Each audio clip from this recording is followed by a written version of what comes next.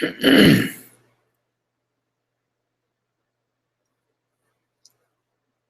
says live. Where's the picture here?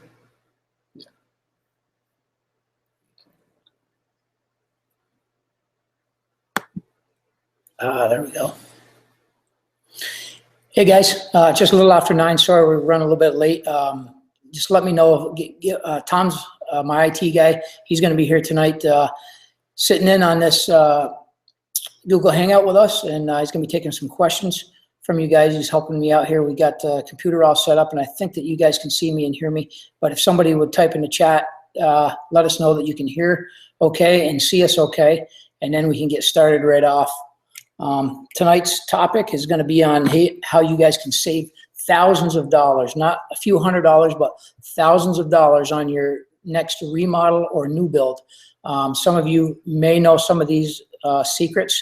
Well, I call them a secret because I've been doing it for years, remodeling and new builds. And just in the last few years have I used some of these techniques. I mean, they're really not a secret, but to some of you it may be a secret once you hear how to do this. And you'll be amazed at how many thousands of dollars I'm talking, you can save in one day. We're talking about negotiate. We're going to talk about negotiating to get the best price. We're going to talk about price shopping and doing your homework. That's what we do every time we do a remodel or a new build. And well, I shouldn't say we do it every time. If you do the work one time, it's almost like a real estate deal. If you do the work one time, you get paid over and over for it. So every 3 to 6 months, you might want to check on prices. And I'm going to talk more about this and get more into this. But you're going to be checking on some of these prices that I'm going to talk about to see if they stay the same. So, can you guys hear me? Audio, video good? If it is, can somebody type in the chat line, let me know, and then we can get started full bore here. Also, I want to let you guys know that I don't have much of a background for you right now. We just moved into our new build. We're 12 to 13 weeks building it. We sold our last new build after living in it for 2 years. So we're pretty excited to get into this house and especially do the first Google Hangout and the new build here for you guys. Maybe after we're done, if you guys want to see it, we'll bring the computer around. I'll show you a quick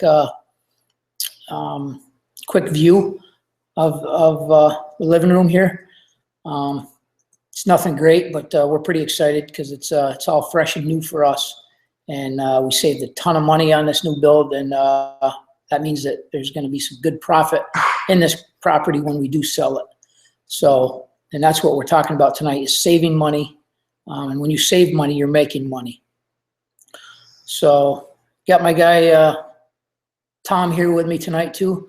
So he's going to be, like I said, taking questions, and he's going to be helping me out here. He's one heck of an awesome IT guy, and we're going to get him in here to talk to us too a little bit. Can I hear? Yeah, I think they can. Sharon and Andrea are letting us know that okay, great. Everything's good.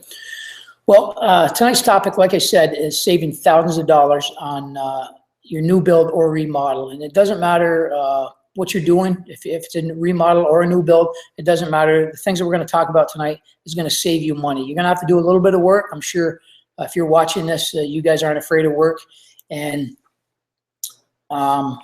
you can do this. So I'm going to get right to it and show you exactly what we do. If you're going to have if you're going to remodel a project or a new build, it's basically a lot of the same products, building products. Now you're talking 2x4s, 2x6s, 2x10s, all different sizes of lumber, different sheathing, different roofing. It's all roofing material. It's all siding material. It's all framing material. You got interior finish, you got exterior. It's all basically the same products. So you're going to go do some homework and find out what the best price is. So I'm going to show you an example of what we use, and that's all it is just you can do a spreadsheet, or you can write it out by hand like we do. And what we do is go get an estimate on your project.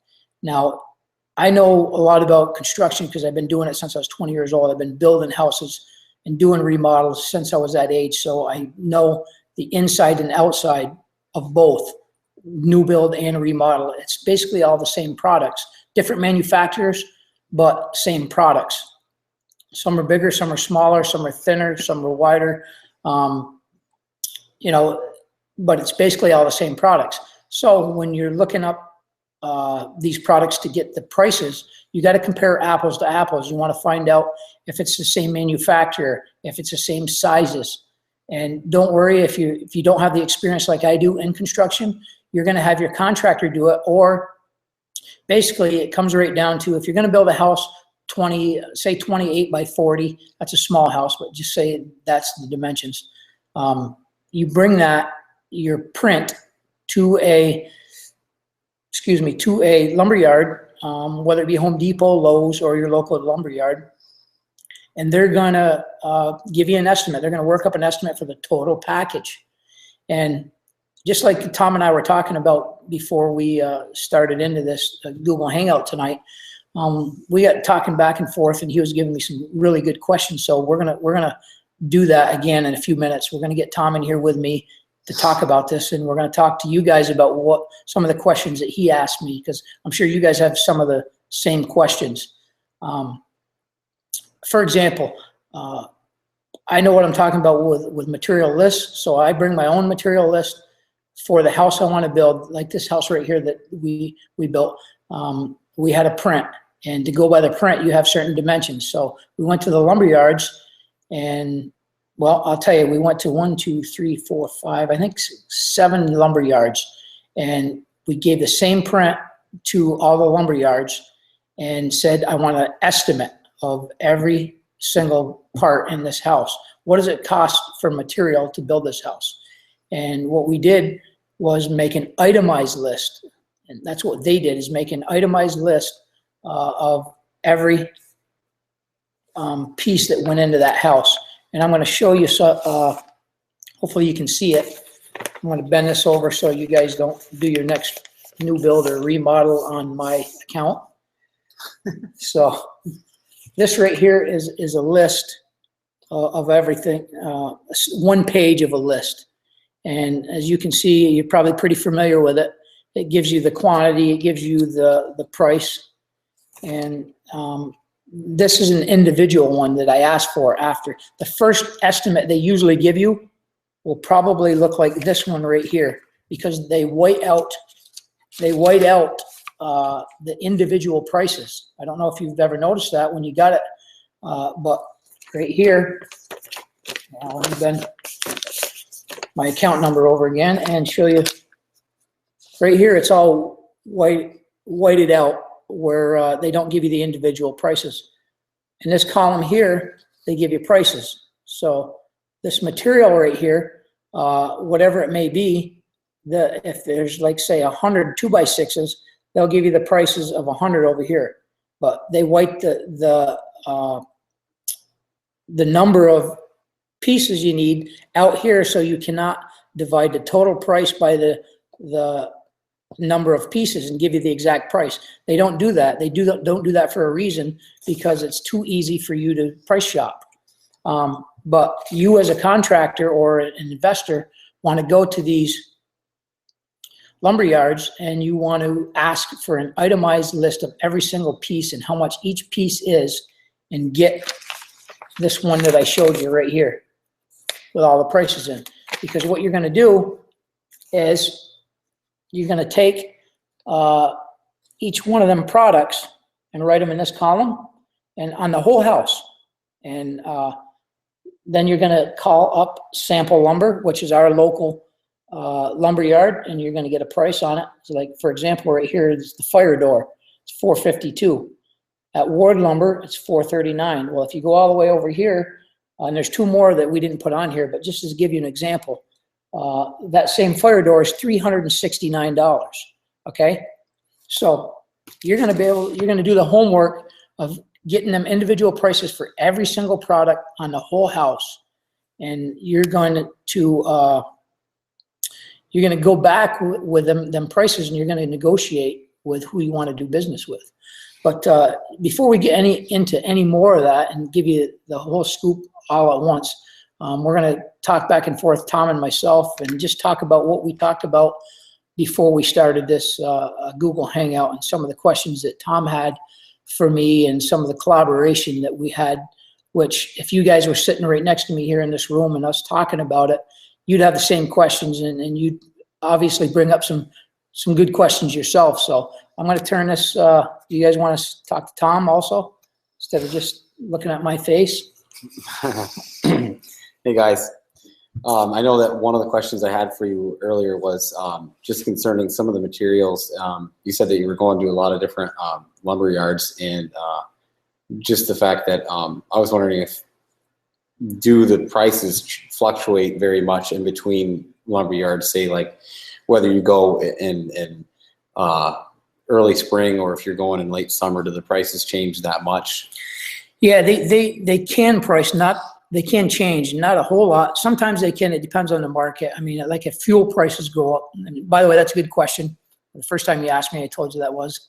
So that's another good question that you have. You have tons of them, but it really makes me think. Yeah. So, but that's a good question about, take for instance, shingles. Shingles are made with, they use fuel.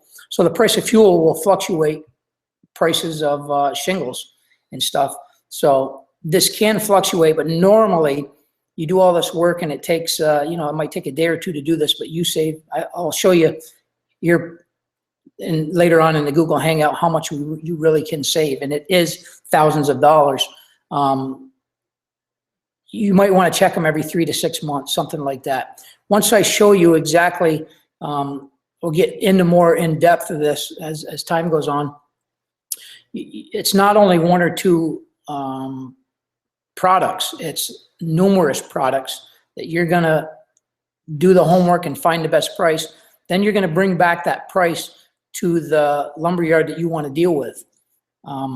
You got 7 different lumber yards. I mean, I got Sample Lumber, Ward Lumber, local, Home Depot, Lowe's, Johnston's, Everything Electric. I mean, there's numerous lumber yards. Some of the big ones, the main thing that we want to do is use a local lumber yard, because just like when you're trying to find a bank, as you guys know, investors know, you always try to find a local bank that doesn't have as many policies. Well, you know, and I know, if you go into Home Depot, if you're a contractor, you can negotiate a little bit, but normally they have policies where you can't, because normally you're not talking to the owner. And, you know, you're talking to somebody that's probably managing it, or a few step guys that aren't managers and can't make decisions. A lot of times I know as a contractor, I go in on the weekends, and if I have any really tough questions or I want to negotiate, nobody's there that can make any decisions. So you want to find these local lumber yards. And once I show you how to find these low prices, we're going to go back to that lumber yard and say, listen, I've done my homework. You're going to show them proof of it. And you're going to show them the prices that you found and where you found them, and that you're comparing apples to apples. And you're going to negotiate the whole package. Like I showed you, normally these lumber yards, they give you a whole package price. So just real quick, like, so what you're saying is that if I was living out somewhere in California and they got Lowe's and Home Depot, but also some of these other independent outfits, they're more apt to have more success going to, say, some of these other local outfits as opposed to, like, say, like a Home Depot? Or absolutely, in my experience, yes. I mean, that, you know, as I was explaining that to you, that's our reality. We go to Home Depot, we try to get good prices, and I'm going to tell you some tricks. Well, not tricks, but I mean, you guys probably know some of this stuff. A few things that you can really get good prices at Home Depot and Lowe's also. But I've found doing this, and I want to talk about my wife for a minute. This is a little. She should be on here. Well, we tried to get her on here because she's the master at this. She is really. She was a project manager on this house. She's been building with me. We've been married 27 years. We've been building since we were 21 years old, and she was never really got into the negotiation with lumber yards, and she was always want to get lumber and material, but she never didn't want to negotiate because she always thought it was, I mean, even when we go to buy a car, and I love to negotiate and get the prices down, she'd rather just go buy the car. Well, not anymore. She's a master at this now. Once we started doing it together and she started getting involved, she owned her own daycare a year and a half ago, and she quit that to come to work for me doing this. And now she does it full time. I still work full time. She does this full time.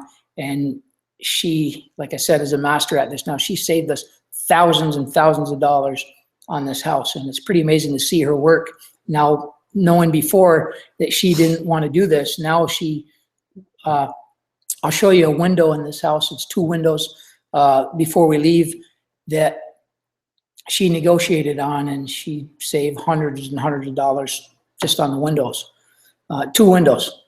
And I'll tell you how she did it and what she said, and it's pretty cool. Okay. I mean, she told you, Yeah. and it's pretty cool. So someday maybe Tom and I'll get her on here to do one of these with us. Yeah. But anyway, what was the other question we talked about? I did answer that question about the prices fluctuate, and they can fluctuate up and down like roofing because of the fuel to make it. But most lumber, I mean, certain times of the year it does go up and down, but well, specifically, I had the question earlier. You were telling me about cabinets, and I wanted to know. You should see when we. Let me know in the chat here, guys, if you want to see a short walk around the house here. If you'd like Jay to give you a small tour, just let me know in the chat. Yeah, we can do that after. But specifically about the cabinets, I don't know. Jay's got a lot of experience in this, but I wanted to know, like, as far as like name brand, and I'm going to reveal to you the lack of knowledge I have, but just really nice cabinets. I didn't know if like you could go and get this name brand cabinets over here at, say, Lowe's, and maybe go over to Home Depot. But what you told me was there is I think you said something like mid. Yeah, there's 3 grades. I mean, just like most anything, building products, there's good, better, and best. And when you're doing an estimate, you want to compare apples to apples. So, you know, Home Depot and Lowe's and usually the local lumber yards, there's not a whole lot of manufacturers that say build cabinets. So there might be 6 or 8 or 10 of them, and most of them know what they are. So if you say I want a crafts-made cabinet estimated, they know what that is, that grade. So they know, you know what I mean? Or what we do is when we get an estimate from one lumber yard, we'll take that estimate and say, estimate the same cabinet, because you want to be comparing apples to apples. And that's what it's all about. I mean, when you do this homework with all these lumber yards and go back to the lumber yard that you want to work with and say, look, these guys on this door, you're $75. Just for an example, that fire door, say it was $50 less.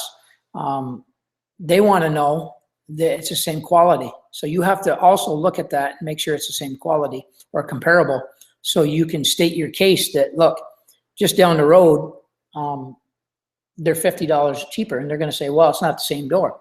And then you can say, well, yes, it is, because here it's it's 3/4 thick. It's a 6-panel door.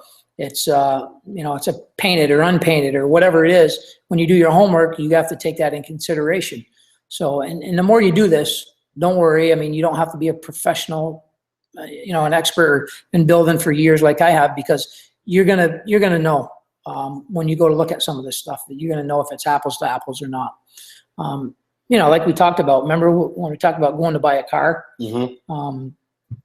A lot of times that people won't go shop around. They'll be loyal to one place, and after they buy it, they'll find out that they've paid $10,000 more or whatever for a car because they didn't shop around. Mm-hmm. And a lot of people don't want to negotiate because they're afraid to, but when they find out how much money they're throwing away out the window, then hopefully sometimes they realize they need to negotiate. And you talked about the type of guy that will just drive, like we have a town close to us called Messina that's near the Canadian border, that the guy will drive an hour from here to go get a fire door like that, just to Lowe's, and say $50, you said by the time he has paid for the gas and paid for dinner and everything, that he's hardly saved, maybe even lost money at that point. Absolutely. I mean, that we talked about that, and that's what happens. If you get these prices, get the products all written down on a sheet of paper, or you can do a database on your computer. Either way, you're good with computers, so I'm sure you do that. I write them down and make copies. Take all the products and make a copy of it with, you know, like we said, take these are all the products over here. You'll write down, once you get the estimate from the lumberyard, write them all down, and then make columns. Okay, this is sample lumberyard. So you can write all across what this product is at each one of these places, so you know. And once you get a big price difference, in a product, that's the one you want to circle and say, okay, I'm going to go back to, first you have to decide who you want to work with.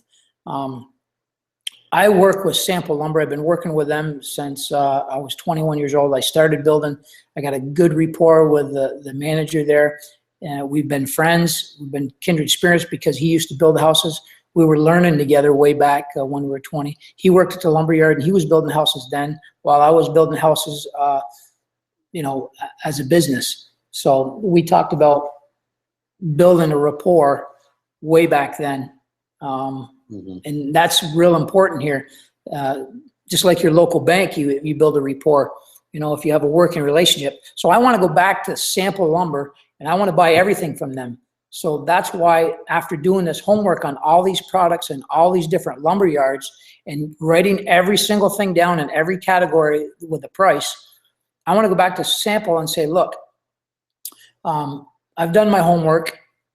I'd like to buy the whole project from you. These are the products that I want you to beat. They're way less than you. If you can beat these products, I'm going to buy everything from you. So if I can negotiate with you and do this, I'm going to buy these products no matter what. And if I got to go down to Johnson's next door down here and buy everything from them on every time I have a new build, because I'm going to be successful. I've been pouring my heart and soul into learning how to do this stuff, and I'm not stopping. I'm going to build hundreds and hundreds of houses and hundreds of remodels. Do you want the business or not? I've already done the work. I'm going to keep continuing to do this work to find out what the best price is on every single product, every single one. And you're seeing it right here. That's what you tell him, Mr. Salesman. And he's going to see it. He's going to see every one. And you're actually doing him a favor. You're doing him a favor by price shopping, because he might not have sold that many fire doors or that many of this product. And he might say, well, you know why? He's thinking in his mind, or maybe, you know, because we're $50 more for the same exact thing. So you're doing him a favor. He might change his price for everybody and start selling more. It's better to make, you know, $20 on a profit as to opposed to turning down, you know, passing up a $100 profit or whatever. You know, you can make more. You'd sell more in at $20 profit, but you're going to make just as much because you're going to sell more, as opposed to saying, okay, I'm not going to change my price. I've got to make $100 on this. And you told me that one little nuance is when you go to talk to this guy, the guy that you're trying to build rapport with at the lumberyard, that it's important to don't say, I want you to match the price. You said that it's important to say, if you can, I need you to beat this price. Yes. Or if you can beat this price, I'll go with you. That's where you get, you know, you're going to feel uncomfortable saying that, but this is where you learn negotiation, where you have to say it, and you think that you're not going to get the deal. You think that they're not going to beat that price. If you say match it, they're going to match it probably. If you say beat it, that's even better, right? I mean, and you don't get it if you don't ask, and almost every time they'll beat it because they know you've done the work.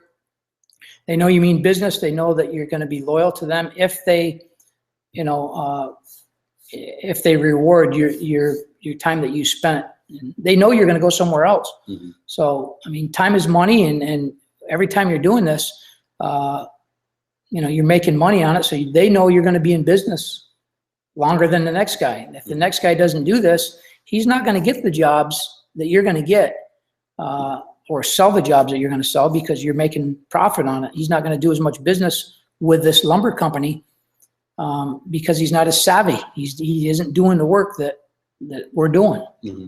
And you were saying that basically when you walk in, that manager that you talk to, he knows every single product in there. He knows what is the exact price that he can let that piece of material go for and still make a profit and not have his boss be upset. Exactly. We've seen this over and over again, and everybody knows that when you go in there, they have a certain price that they can go up to.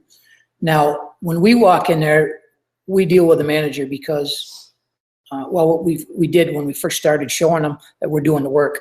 My buddy was the manager, and he said, no, I'll take care of you because he's the one that can make the decision on it. He's the one that had the access to that, how much over cost can we sell it. So they got a certain price they can go up to. And I mean, we've even gone below we've even got stuff less than what it cost them.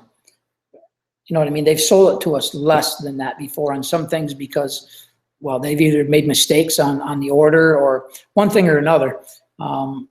We know the business now, so they take very good care of us. But back to your point, yes, they know how far they can go. And it goes back to, do I want to make a little bit or do I want to make nothing? Mm-hmm.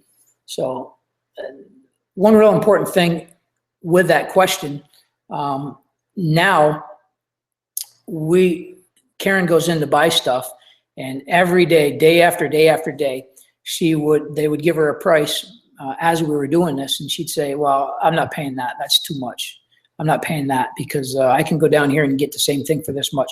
And if you're going to keep price gouging me on everything, she'd say, I'm just going to go there from now on and deal with them. Oh, wait a minute, they'd say, wait a minute.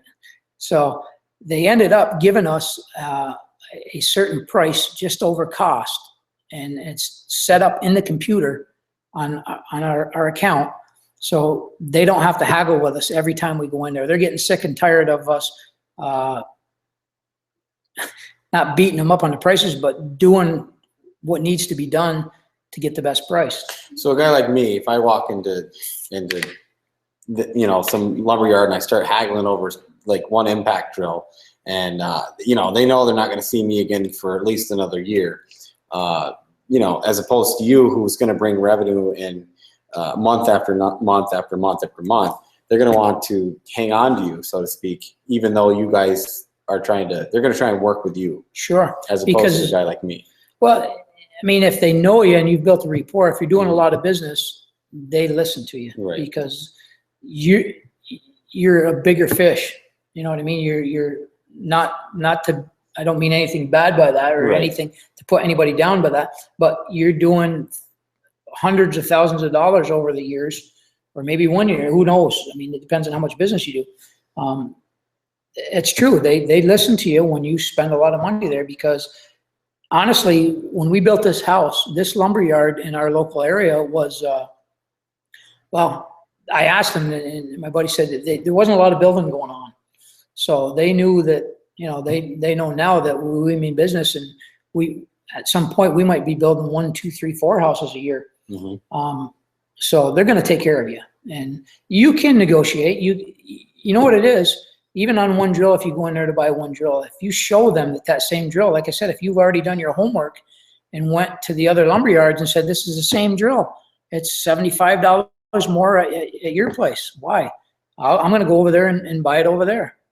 Mm-hmm. And if you show them that you've done the work, they're going to give you that. They're going to, I can't see any business that wouldn't work with you on that. Mm-hmm. So, but the more you do at the same place of business, like we just said, we could go down to Home Depot. I could drive to Messina 45 minutes from here and save $50 on a door, or get a few other things and save. But I'm going to be actually spending more to go get it because it's farther away. But if I buy it at my local business, that's even more. They see my face. That's even more. They know I'm going to do business. Once they know that you're going to do all your business there, you may haggle with them on price, and you're going to do your homework and get the best price. by looking at all these other lumber yards and writing these prices down. But they know they're going to sell it to you because they know you're going to keep coming back if you tell them that. If they're going to negotiate with me on these prices, if I do the work and show them how far they're off on the prices, they're going to know I'm being loyal because I'm going to be there every single day. I might be arguing with them about prices, but they know I'm going to be buying from them. Mm-hmm. Awesome. We talked about the other thing I wanted to say is if you have a estimate, and what they usually do is lump them in together. Like say the framing, all the framing will be a price.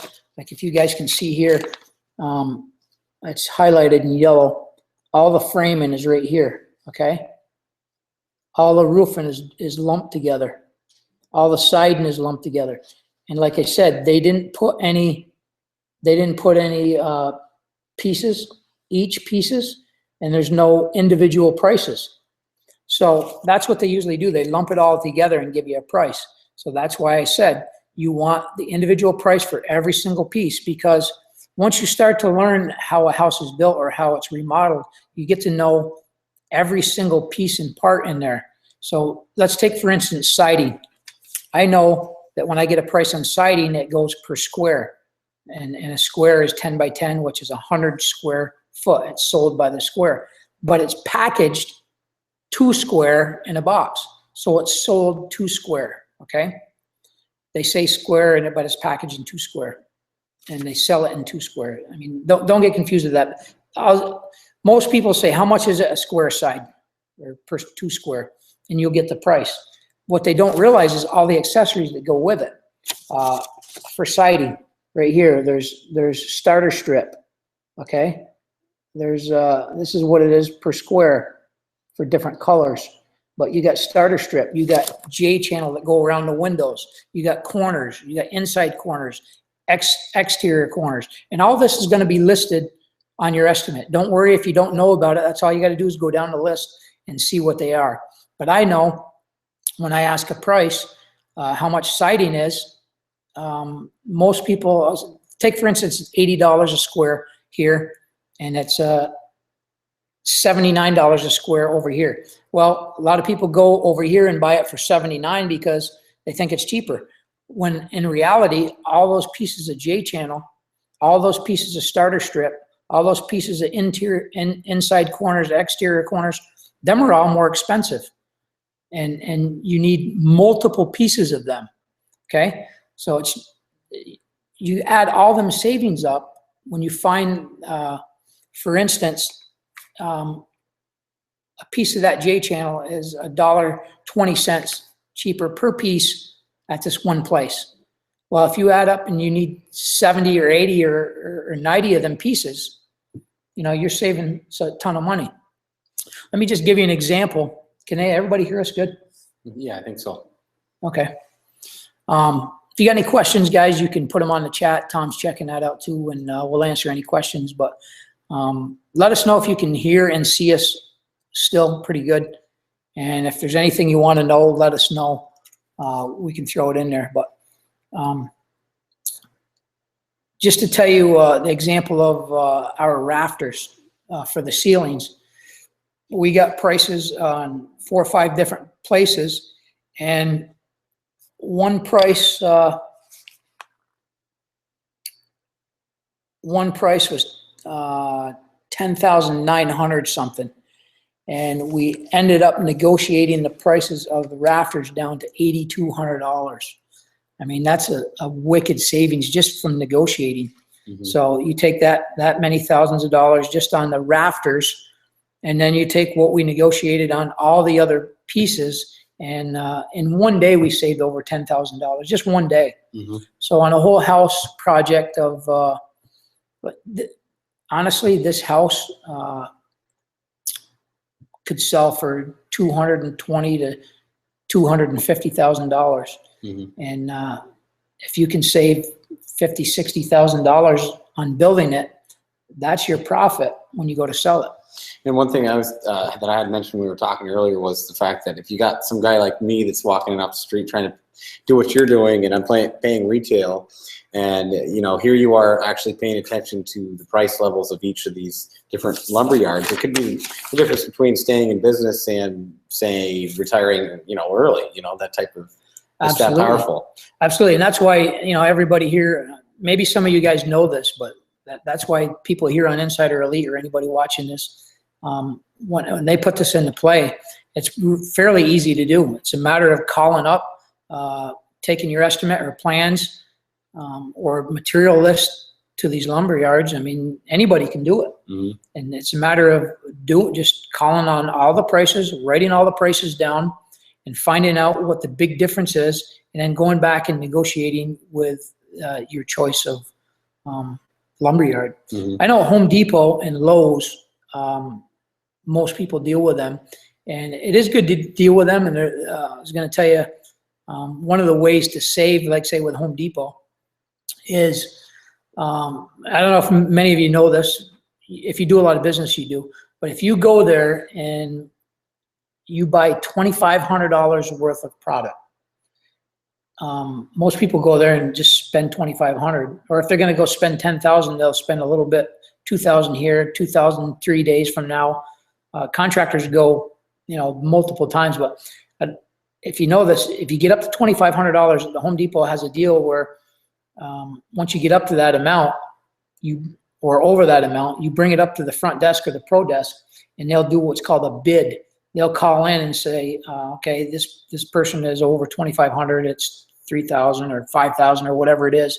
They'll do a bid, it's called, and they'll come back and say, okay, you're going to save this much.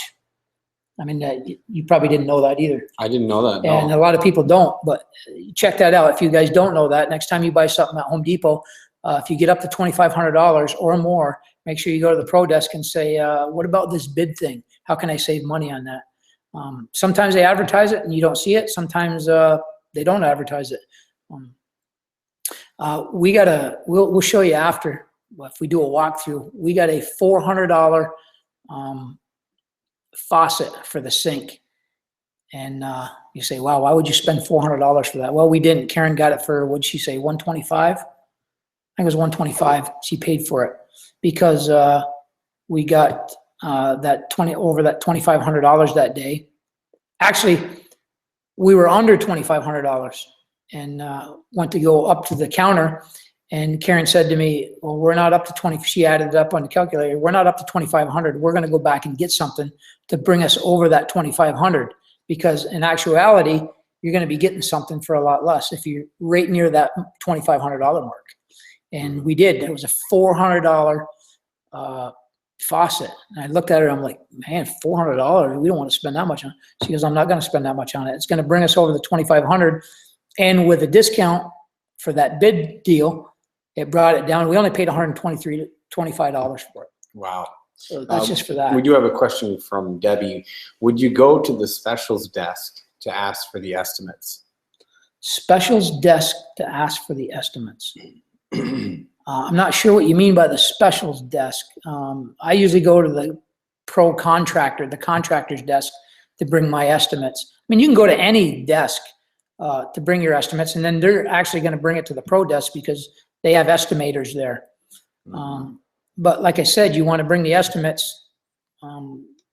When you go in your local lumberyard, just go up to the desk and say, I'm going to build a house, or I'm going to be remodeling. I want an estimate on this.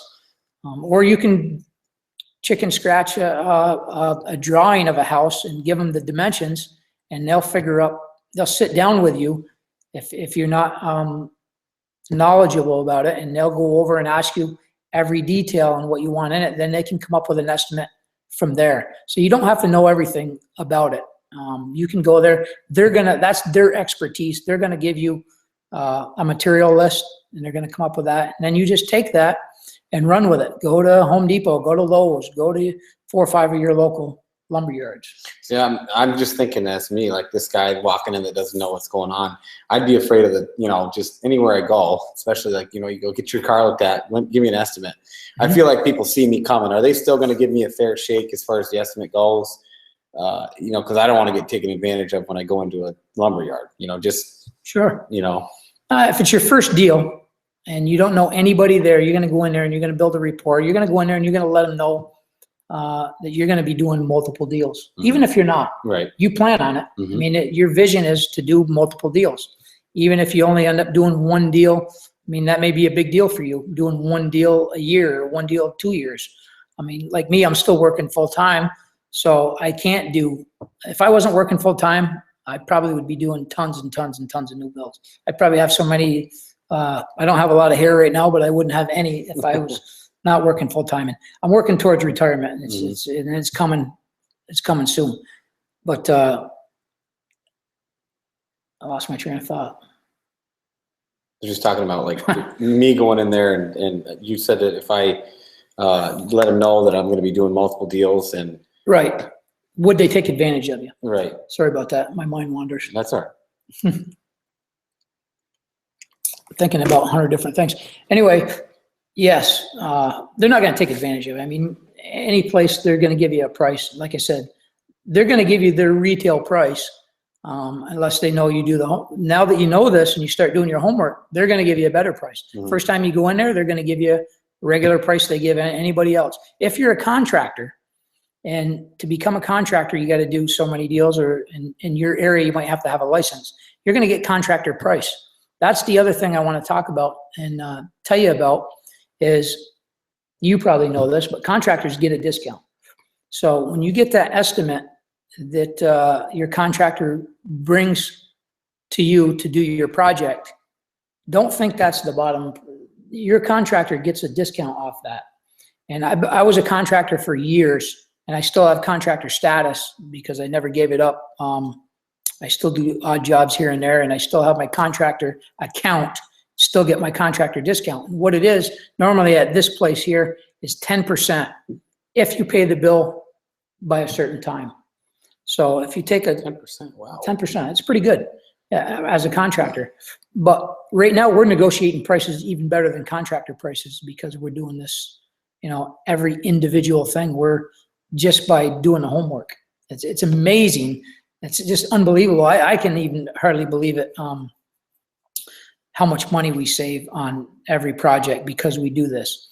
And you go to say if you do the next project next month, you already have the prices. So you know, you're going back and negotiating these prices. When you get to the point like we have now, where even if the prices change now, we don't have to look them up because they're giving us a certain percentage over their cost. Now they don't negotiate with us no more. They know that we're gonna, I mean, every once in a while we do double check on them to make sure that they're doing what they say. So just to keep them on their toes, we still double check stuff every once in a while to make sure they're honest. You've heard the phrase trust but verify.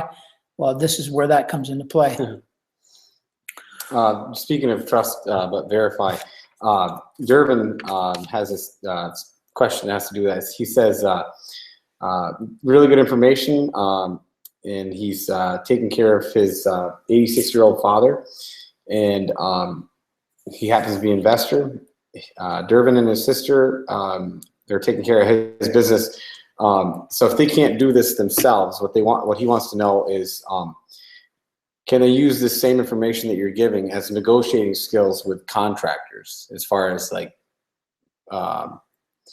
keeping them honest, maybe as far as the price points go? Yeah, absolutely. If you're taking over your father's business, first of all, you want to learn all your father's tricks. I mean, you want to sit down and say, give me your best stuff. I mean, maybe you already know this stuff, but if you're coming into it blind, you know, once you make a name for yourself, once you do this work that I'm talking about, people are going to pay attention to you, your contractors too. Now, you try to when you first try to nickel and dime your contractors, I know before when I was a contractor, when I started really knowing my stuff, it took me a while. I was doing stuff basically for nothing. I was working for little or nothing to gain experience. Then when I became really good, I wanted to make what I wanted to make. I knew what I was worth, and when they tried to Jew me down, I would say, get somebody else, because I know what I'm worth. But contractors, if you start to Jew them down, some of them, it depends. If they don't have work, the contractors that are so-so don't have a lot of work, so they'll, you know, they might do stuff cheaper. Mm-hmm. But the ones who are busy all the time because they're good, they're not going to take less, less, because they'll go to the next guy and make it. But, you got to find an honest contractor and work with him for a while. You don't want to deprive him of his profit if he's really good, but negotiate. I mean, it's your job to negotiate. It's your job to do stuff as reasonable and as efficient as you can, because you have to make a profit. You have to stay in business. Yeah, so do the contractors. So, I mean, it's a fine line, but contractor, you build a rapport and start working with them. If you do this work, if your contractor gives you a price, this is what you need to do. You need to say, I want an itemized list, because most contractors, just like myself, what I used to do, give them a set price just like the lumber yards do on a total package. That way they don't pick everything apart, because it's very, very annoying. I'm sure it's annoying to our lumberyard to have us come in and say, I'm going to buy this here because it's $50 cheaper. I'm going to buy this there because it's $1,000 on every single item. It's annoying. That's why they finally said, listen, I'll give you the price a little bit over cost, and this is what it is. It's going to be set in the computer every time you come in here. We're not going to negotiate with you. We're going to tell you, we're going to give you this price every time. So, and we check it, and they're gonna, because they know that you don't mind doing the hard work with it. Nobody else does. Mm-hmm. So I don't know if I answered the question. I think you did. He just commented that unfortunately they paid the guy half the price, and the contractor never come back. That does happen. Well, that's experience right there. You've done it one time. You got to have a good contract. You never give your contractor, you never give them more than you think. I'll tell you what happens. And I was a contractor. They don't do this on purpose. Well, maybe they do it on purpose, but when you're first starting out, if you're not really well established, if you get into a project, let me just give you an example real quick. You get into a project and somebody keeps making change orders. Well, the job goes longer. Well, you have other start times that you have to start other jobs, so you have to be there. And if one runs into a lot more time because of this homeowner's changed all kinds of stuff, he might take off and send a few guys over to the other job that he had to start because he promised that. Now, that's coming from a contractor, but I also know sometimes they do that just to get down payments. And I'm not saying I did that, but I'm saying I know all the tricks of the contractors. And you don't want to give a contractor any more than you have to down. You want to do it each individual. You get the framing done, you get this much money. Give him a little bit down to start, but not enough for him to take off. And you want to have a good contract with them. That's the main ingredient, a good contract, and be stern with them. And like Debbie's saying, word of mouth does go quite a long ways as far as finding out who is reputable and who's not. Absolutely, word of mouth. I mean, word of mouth for lumberyards, word of mouth for contractors, plumbers, electricians. I mean, that's how that's how business is starting.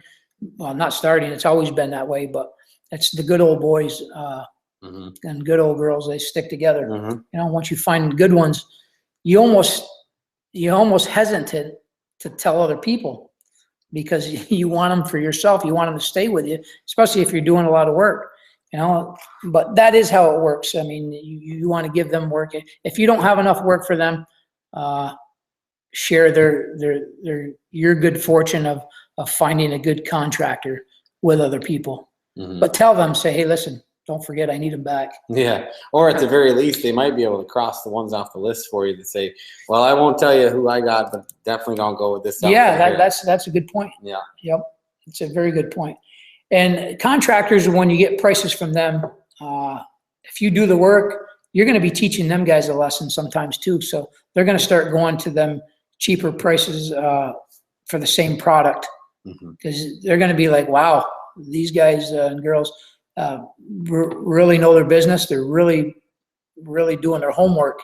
And you think it's no big deal, but honestly, we saved in one day 10,000. We saved a lot more than that for the whole project. But our last house, and I'm not bragging, we made somewhere around $86,000 because we did this profit on the house by building it ourselves, but also doing exactly what we're talking about. Okay, so we got another question from Gomez here. Gomez wants to know, can you let him know if is there a certain number of places to get your estimate from to make sure you can get the right one that you want to do the business with. So how many would you say for Gomez that you should get estimates from? I want to say there is any set numbers. That's a good question, Gomez. There's no set numbers. We did 7 because it depends on how many lumber yards are in your area. I would go to almost every one. And if you're in a big city, that's different. But I would go to at least 3. It's the same scenario when you get a contractor to do an estimate. You don't just get one price. You get 3 of them because you go to them 3 contractors and you do the walkthrough. You learn something from every contractor, just like you can learn something from every lumber yard. When you start talking to them, they might tell you the difference. Let's say for windows, when you get prices on windows or anything for that matter, they'll point out, if they know their product, they'll come out and say, oh, this is why mine's a little more. This is why mine's, and then what you find out is, well, this other product has the same thing. Matter of fact, this other product has this. Does yours have that? So the more you do, the more info you get on the products, because if they're different products, you'll know what each one has and what each one doesn't. I'd rather have 3 prices and get 3 different bundles of information. I'd rather have 7 different ones to know, because you're learning on all that too. You're not only saving money, you're learning about these products, what the features are, what's good about them, what's bad about them. And they're doing all the work for you. They're telling you this. You know what I mean? So you're gaining massive knowledge at the same time you're saving massive money. So if, like say Gomez, which lives in big cities, there's not really an advantage of Gomez going to 21 different lumber yards. No. Just get at least a handful and then compare. Yeah. Right? I would say minimum of 3, maximum of 5 to 7. It's all up to you, Gomez. What you want to do and how much time you have to spend on it. This does take time, but once you do it, that makes a good point. If you have 10 of them there and you only go to 7, well, this happened to me. One of my buddies said, hey, did you go see, I know you're building a house, did you go see so-and-so? This was an Amish guy that got into the building. And I said, no, I got 7 different estimates. I think that's enough. He goes, well, you better go check this guy out because he sells roofing cheapest anywhere. And I'm thinking, yeah, right. I'm already saving thousands of dollars on the, after doing my homework here. If I could, I'll be very surprised if I could save more. Well, we got a hold of this Amish guy, and sure enough, he had 3 or 4 products that were way cheaper than them 7. So I would say you don't have to, but every once in a while, go to 2 or 3 more. If you got 21, over time, you could check out the 21s, because it might be a product they might have. It's guaranteed they probably will have something that's way cheaper. And then you can throw that into the mix. Now you can use that price. So I would say that even up here, we have a decent population of Amish up here in upstate New York, and but I would consider that to be an unconventional means of doing your homework and saving some money. So even in your area, make sure that you're expanding your horizons and keeping your options open. So don't hesitate to be creative as far as even dealing with Amish. Yeah, and there's a lot of Amish are great carpenters. So now they're not now, they have been getting into business. Up here, it's funny to see horse and buggies. Yeah, they're everywhere, aren't they? Yeah, they really are. I don't know if in you got you viewers areas if there's many Amish, but I've had a few garage sales where they pull in with a horse and buggy. They tie the horse and buggy up to the tree next to my garage, and then you got to clean up after them after they leave. But they want to talk about building all the time, and they actually work by the hour. You can hire them, and now they're opening up businesses selling material and at very, very good prices. So I'm glad you brought that up, and I'm glad Gomez brought that question up. So we got off on a tangent there, but we had some good dialogue. You want to give them just a short walk through there, or show them? Yeah. Well, I want to show you guys. I'll have to unplug this, and I want to show you a window. that Karen negotiated on. This is I'll be the cameraman, and you can. okay. I'll follow you around. Okay. We'll show them that window up there. Okay. Let's see if Probably have to get back farther. Okay. I don't know if you can see that window right up there, but that window was in a lumber yard, and it was sitting down way out of the way. Karen went up there and looked at it, and they wanted $800 for them windows up there. And well, if you can see the trim on there, the trim comes down and it looks like a little house. So that's pretty cool. My carpenter did that. And anyway, it's a unique signature for the house that he wanted to put on. But this window was $800. Karen went and said that, you know, I'm not paying $800 for that. What's your best deal on it? And they said, I tell you what, we're going to give you a deal you can't refuse. We're going to give you them windows $150 each. So they were $800, and they said $150 each. Karen says, I'm not going to give you $150 each for them.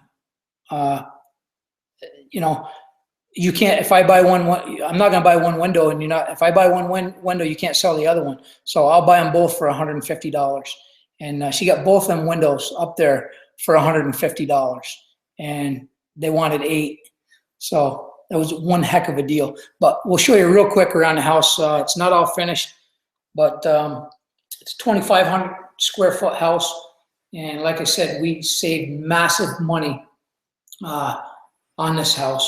Every single piece of product that went in here, Karen done most of the negotiating. We got some super deals on stuff.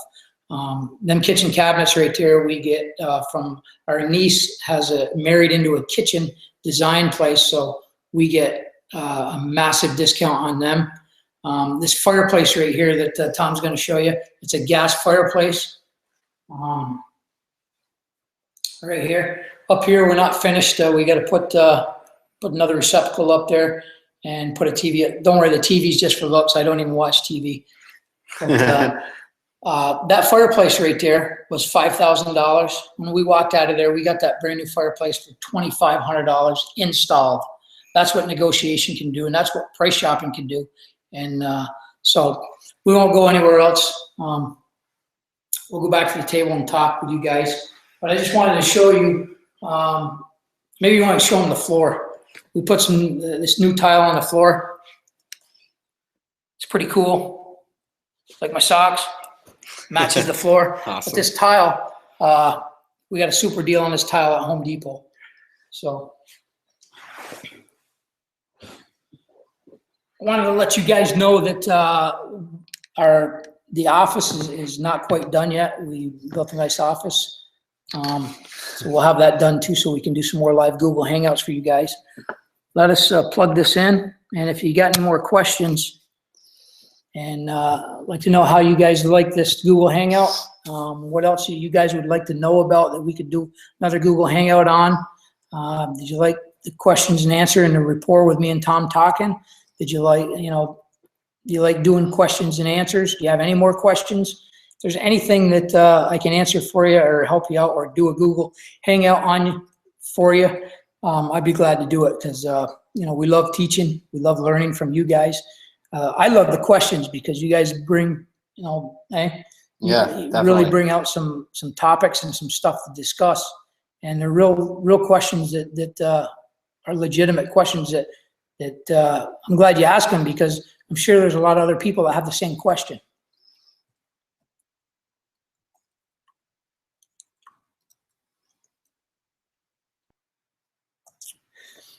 Yeah, Karen is awesome. I mean, she's been around. We've been building since we were 21 years old, so she knows building, and now she knows how to negotiate, like Andre would say, like a boss.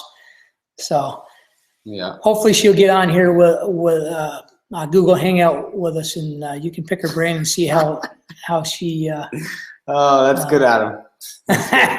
Yeah, Karen negotiated the socks. That's good. I got some cool socks on the next one. I'll show you. You guys will love it. They got money on them. It's pretty cool. Karen got them for me for Christmas, so you guys will love them. Yeah, next time we'll have to do a sock special. Yeah, we'll do a sock special. We'll negotiate. We'll buy some cool socks and tell you how much we saved on them, and we'll maybe Tom will put some on and strut around with them on. And, that'd be great if I could do like a follow Karen to like the next time she does her negotiating. If I could actually do that, watch her, yeah, and we could have a clip for these guys. I wonder if they would well, like that. As you know, we're still doing the office here, but we started going full bore on doing some videos and stuff before we sold the other house. We had a really awesome office, and we had a video place upstairs, Yeah, it was that we had all set. We got video equipment. Tom, I mean, we worked many nights on putting together stuff and buying equipment and learning how to use it. And we got a bunch of videos that we'll bring out to teach right here. Yeah. Put a few clips together for you guys on other topics. Mm-hmm. So if you could tell us what topics you want for us to teach on here for you guys, we're always looking for topics. But yeah, that would be good for us to maybe film Karen while she's negotiating. Yeah, if she'd let us. Just maybe like a 15-second clip if we get the guy to agree to kind of. You know, or if she doesn't want to do it, I'll do it. Yeah. And it's another thing is like calling sellers and buyers and doing phone calls, and it's pretty cool to actually listen to the other person that you're negotiating with and see it live. I know Dean and Matt, they've done it. I think on Matt's reps course. That's really cool in his course. You haven't seen it, but I've seen it, and it's pretty cool how it shows you live calls, and that's what it's about, seeing stuff. And we can talk about it all day, but when you actually see it done, it's pretty cool. Yeah, Karen's she doesn't want to grab all the limelight. We might be able to figure out some sort of candid camera situation. Yeah, 'cause she's getting good. Yeah, she's getting good. Okay, so Adam says, so how long did it take to build, and how much did you save on the original budget? Well, our other house, I'm not even sure the weeks now. A couple of weeks went by where our contractor wasn't feeling good, and he's only been working an hour or two a day in the last week or two. So it's basically 12 weeks from the first shovel in the ground till basically done. I mean, there's a few things on the punch list, very little, but basically 12 to 12 and a half weeks from start to finish, which is pretty quick. Considering what we had to do, we had to bring a bunch of fill in on the land. We bought 13 acres, and we're going to build another one right next door.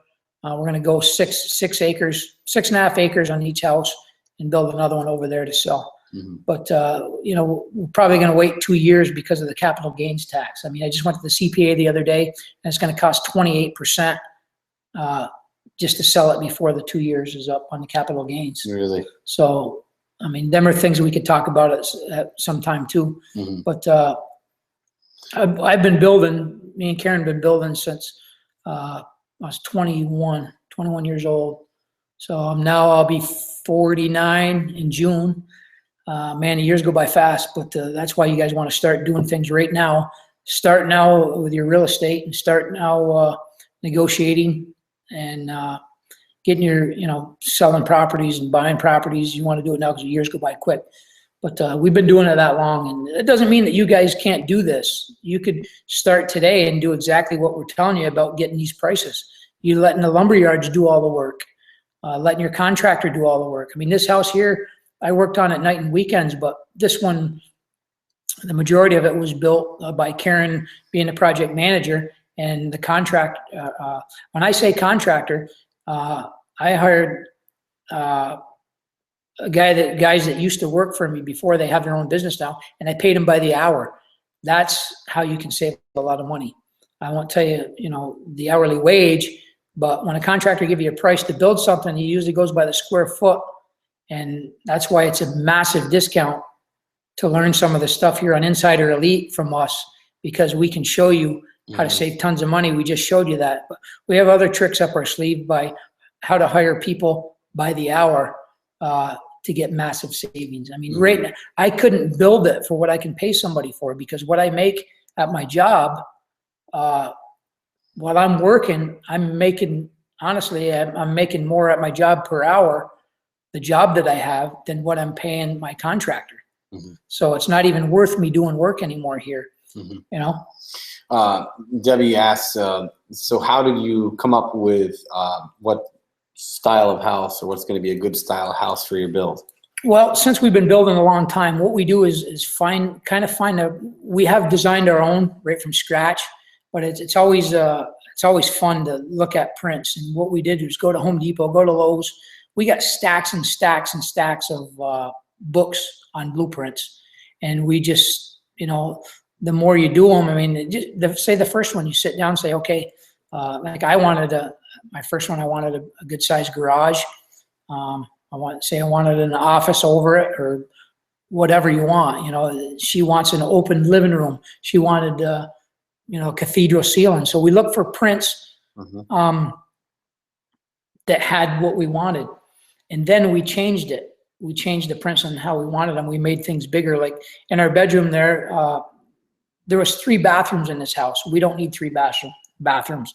There's only Karen and I. So we went with 2 bathrooms, and we turned 1 big bathroom into 2 big closets. You should see these closets. They're amazing. Yeah, they're big closets, but we changed that from the print, and we didn't have to pay big fees to our contractor because I'm paying my contractor by the hour. Mm-hmm. And I did do some of the work myself, but you know, that's how you save a lot of money. So basically prints, we get prints from books. And one thing you want to watch out for in our area, all the prints that we get in all these books, basically the prints are for down south. We're up north. We get tons of snow up here, and ice and snow. But most of the prints in these books are for down south. So they're all smaller. Their bedrooms are smaller. Their garages are smaller. Everything's smaller. And sometimes you got to watch when you buy prints. They're 2x4s. And they build with 2x4s in the south because there's no snow load. Up here, you got to build with 2x6s. So you want to be careful. What we've learned is when you buy prints, you get the prints, you look at them, oh my goodness, it's 2x4 construction. Now I got to pay another $300 to get the prints for a 2x6 construction. So you want to read these prints, these books carefully, or ask somebody like us that knows what's going on with it. So Debbie asks, are there particular styles of houses in our area that are popular? Like I know, like in some parts of the United States, like colonial is pretty big deal. And yeah, I mean, you're going to see a lot of ranch style houses here, and a lot of people build on slabs here. And I mean, a lot of people build basements too, but there's a lot more slabs here than one would think, being cold and stuff. And yeah, there's certain, mostly ranch style, I would say, wouldn't you? Yeah. A lot of ranch style houses. Depends on what area you go. If you drive, 20 miles away, it might be a totally different style in that neighborhood. A lot of times, if you look in a neighborhood, there's a lot of same style houses in that neighborhood. And so if you were to pick up from where you're at right now, Jay, say you're going to go to an area where the market's really hot, would you pay attention to what type of styles houses are really going on the market? Oh, absolutely. What you'd want to do is look at the styles that are selling. And, when you go to buy property, you go in an area that where they're fixing them up and selling them, because first of all, you have comps where they're selling, so you know what the ARV is. But if you're in the new builds, you want to see what the going square footage is, how big they're building them, and how much they're selling per square foot. Because if you're going to go in and build in that area, you want to build, you want to try to build that same style house that's selling and being built there for less money than the next guy. And you can do that with the stuff that you learned tonight. That guy may not be doing, he might be savvy, but I'll guarantee that if we talk to 4 or 5 contractors, they might do this a little bit, but they don't do it like we do. With every single product, we go over to get that best price. And then we negotiate it down from there.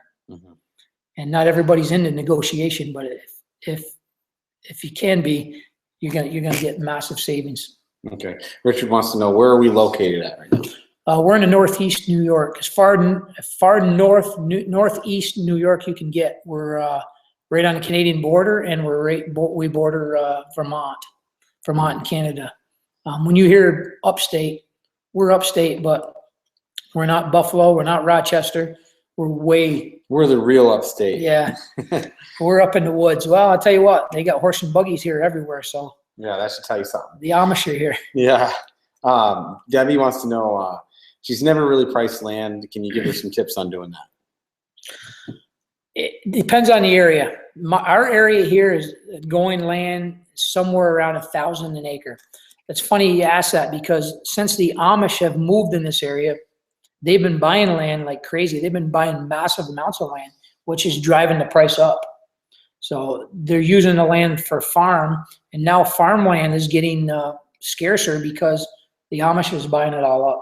So now the farmers are paying more for the land. And as these farms, all the smaller farms are going out of business and the bigger farms are coming in. So they need massive land. So they're buying massive chunks and they're paying more for it.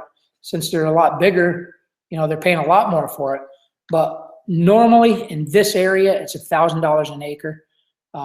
Depends if it's wooded, depends if it's on the river, depends if it's in a good neighborhood. It all depends. So it's hard to say.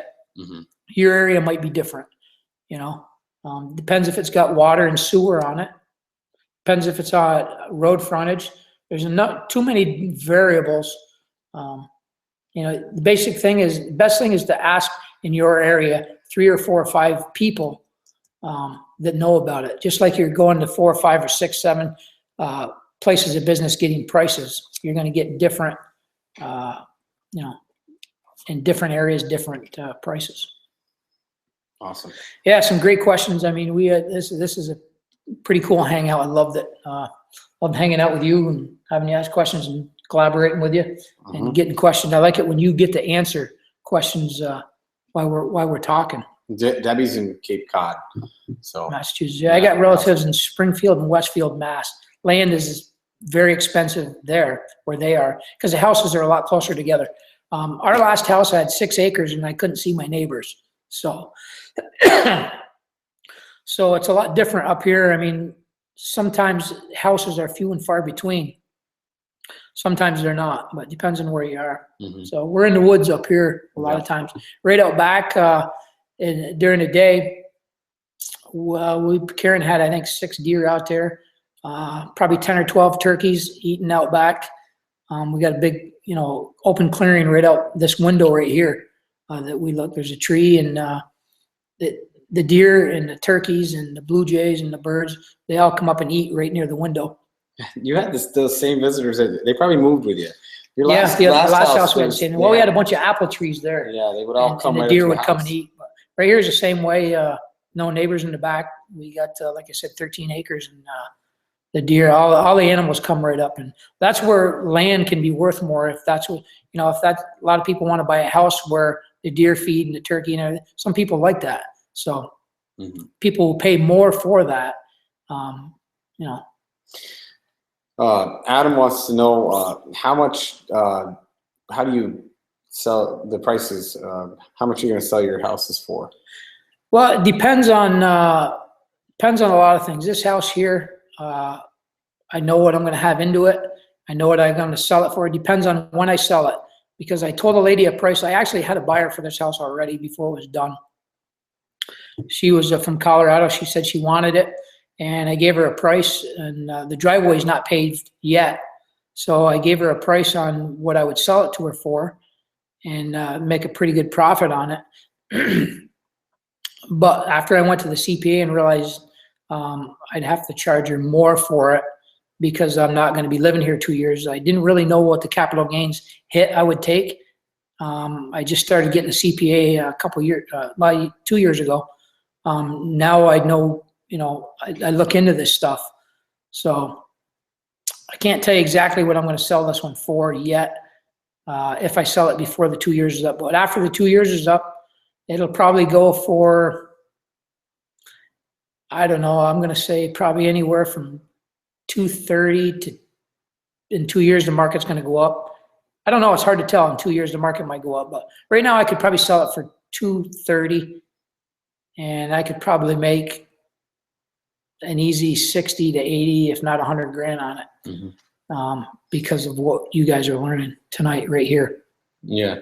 And like, I think about some of those, like my wife watches a lot of those shows on the HGTV there. And, you know, some of the programs they show about price points on houses and how even the comps around the area, you know, you go in like this house here, I've been through it. Jay's given me the walkthrough. The quality that I'm seeing here, as opposed to the houses across the street, it's not even comparable. So you'd be at the top of the comps. I'd be safe saying that.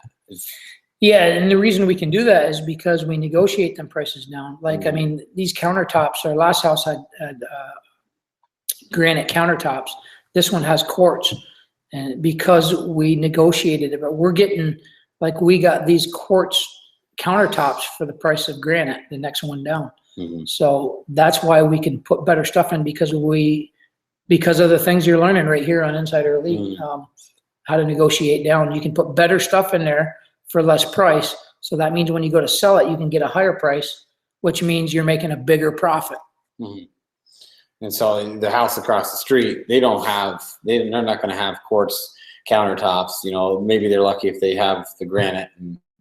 And so somebody that comes and looks at this house as opposed to the one across the street, they're going to say, I'm going to take this one at this price point.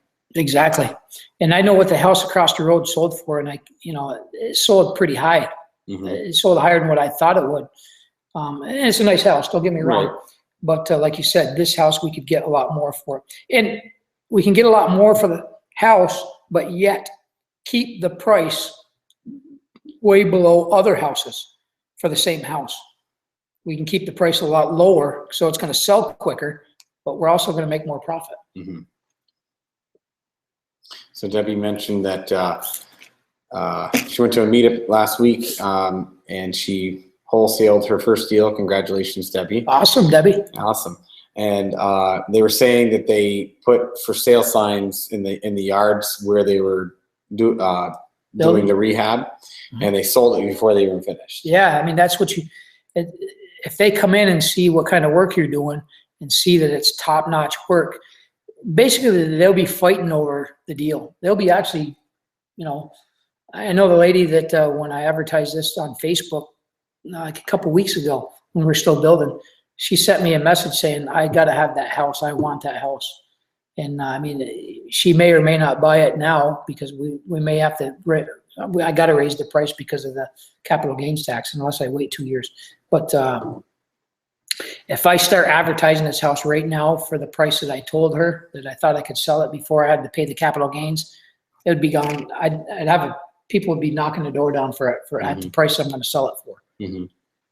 Because I actually, my last house, this is no kidding, our last house, I don't know if any of you guys seen it, pictures of it, but I got prices from 3 different contractors to build it, and it was $450,000 to build it by the square foot with 3 of the top-notch contractors. $450,000, and I won't tell you. Well, I probably told you earlier, but what I sold it for $287,000. That's not what I built it for, but that's what we sold it for. And what I built it for, I made a ton of profit on it. So that shows you right there, price per square foot. If you can do this and hire people at a top-notch people at a real reasonable wage, because you're going to be having them work on multiple houses and taking these prices and doing your homework and getting them down there, saving tens of thousands of dollars on projects, you're going to be able to do the same thing I do day after day. And they're going to be fighting to get your house to buy it from you. Yeah, Debbie said the lady they sold to was driving them crazy with changing the cabinets. Yeah, that's one thing too. I mean, you get into change orders and stuff.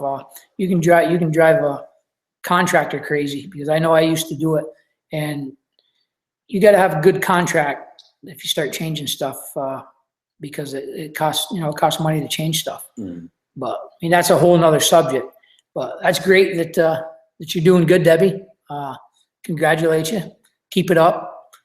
And I think we're going to head out here. We've been going an hour and 20 minutes. So I hope you guys, I had a lot of fun tonight. It was fun, yeah. can't wait to do the next one and give us some ideas on what you guys want to learn.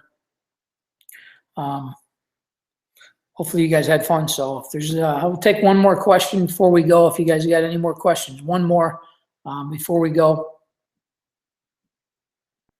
You just got to explain to Karen how much fun this is. Maybe she'll.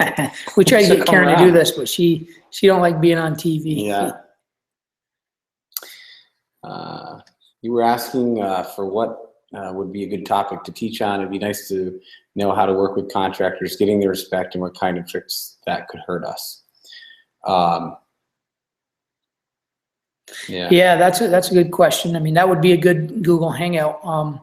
Since I was a contractor, I could tell you, I could give you some, well, I say tricks. I mean, contractors, they get a bad rap a lot of times, but I tell you, they work hard, because I know I was 21 years old. I started out being a contractor, and I worked my butt off night and day to learn, not to mention my dad. I learned from my dad, and I asked him thousands and thousands and thousands of questions, and we've done multiple projects, many projects for nothing, because we didn't, my dad knew how to build, and I learned how to build, but to build and make money is a different thing. It's a whole different beast. You gotta, all us investors are trying to whittle these contractors down and get the best for as little as possible. But me, I'm one of them. So I know how hard what it takes to work hard and to want to make good money. So that's why I say, when a contractor is really good and he knows what he's doing, he's not going to take a big cut in pay, even if you tell him you got 100 jobs going. Because if I don't get these 100 jobs from you, I'm going to get them from somebody else, because I know I'm that good. So contractors take a beating, but now don't get me wrong, there are some contractors that are scamming. They'll scam you. Yeah. We've had them. That's why you keep everything on trust but verify. Keep everything on the up and up. Have a very good contract, and you'll be okay. I mean, you got to go through a couple bad ones probably to get a good one, but you guys will know when you find a good one, because you'll build a good rapport, and you'll work together. So I got faith in you guys. You can find a good contract. That is a good topic to talk about. Yeah. I don't know if we could go this long on that, but yeah. Okay. Are these all cash? We'll take one more. I said we take one. We're going to take two. This is the last question here. Adam, are all these cash built? No, not all of them. We do use a lot of cash, because cash is king, and you can negotiate with cash. Like, some contractors want to get paid in cash, and the reason why. I mean, everybody likes cash. Most of these, I built some houses and I made profit on other houses, and I used that profit to build another house. But I also, all my other investments, when I sell another house, I got money to build with, or I get a traditional loan. Now I got enough good credit and enough experience, enough rapport with multiple banks. I used to start out using my credit card, multiple credit cards. I had 5-6 credit cards, and I would use them to build or to remodel, and then pay them off with another credit card. And then when I sold something, I would pay them credit cards off. That's another topic we could talk about, is using credit cards, because I used to do that a lot. I have a credit card now, a MasterCard, that is a Carnival Cruise Line, and all these tens and hundreds of thousands of dollars that I use for remodels and building, I put it all on the credit card every month, and that gains points. So we go on multiple cruises for free using that credit card. I mean, if you use it wisely, that could be another whole topic there alone. And we're getting off topic, but there's so many good topics that we could talk about. I get excited about talking about this stuff and teaching, because it's so cool. But we got to go. Real happy to be with you guys. Love spending time with you guys. We could probably stay here another 2 hours. Yeah, we could. So we'll talk to you on the next one. Hope you guys all had a good time. And I want to thank Tom for being with me. I mean, he's awesome. He does an excellent job. We work good together. One hell of an IT guy. And I'll say goodnight, and hope you guys had a good time and learned a lot. So talk to you later.